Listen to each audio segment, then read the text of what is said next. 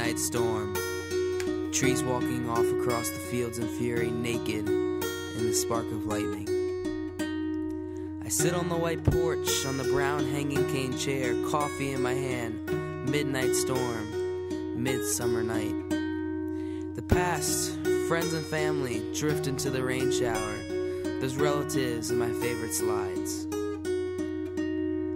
Reshot from old minute photographs, so they now stand, complex, ambiguous, grainy, on my wall. This is my uncle, who turned up for his marriage on an elephant. He was a chaplain. This shy-looking man in the light jacket and tie was infamous. When he went drinking, he took the long, blonde, beautiful hair of his wife and put one end in the cupboard and locked it, leaving her tethered in an armchair. He was terrified of her possible adultery, and this way died peaceful, happy to the end. My grandmother, who went to a dance in a muslin dress with fireflies captured and embedded in the cloth, shining and witty. This calm, beautiful face organized wild acts in the tropics. She hid the milkman in her house after he had committed murder, and at the trial was thrown out of the court for making jokes at the judge. Her son became a QC. This is my brother at 6, with his cousin and his sister, and Pam DeVos, who fell on a penknife and lost her eye. My Aunt Christy, she knew Harold Macmillan was a spy, communicating with her through pictures in the newspapers. Every picture, she believed, asked her to forgive him, his hound eyes pleading.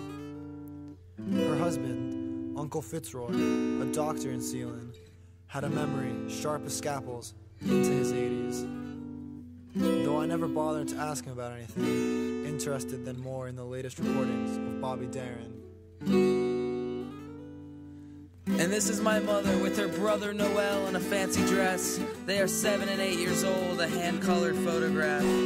It is the earliest picture I have, the one I love the most. A picture of my kids at Halloween is the same contact and laughter. My uncle dying at 68, my mother a year later dying at 68. She told me about his death and the day he died.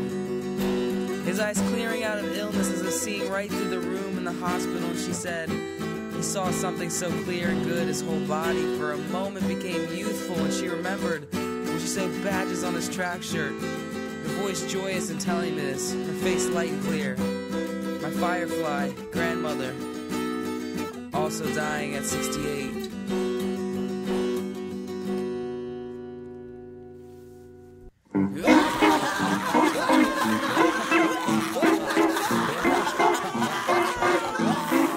These are the fragments I have of them. Tonight in the storm, the dogs restless on the porch. They were all laughing, crazy and vivid in their prime. At a party, my George father, he tried to explain a complex operation on the chickens, but managed to kill them all in the process. The guests having dinner an hour later while my father slept, and the kids watched the servants clean up the litters of beaks and feathers on the lawn. Too late. These are their fragments, all I remember. Wanting more knowledge of them, in the mirror and in my kids. I see them in my flesh, wherever we are.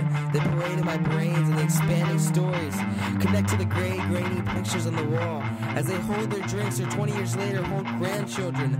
Pose with favorite dogs, coming through the light, the electricity, which the storm destroyed an hour ago. A tree going down by the highway so that now inside the kids, the play, the dominoes by candlelight, and out here the thick rain, static the spark of my match to a cigarette. And the trees across the fields leaving me distinct, lonely in their own night scars and captured bark, frozen in the jagged light as if snapped in their run.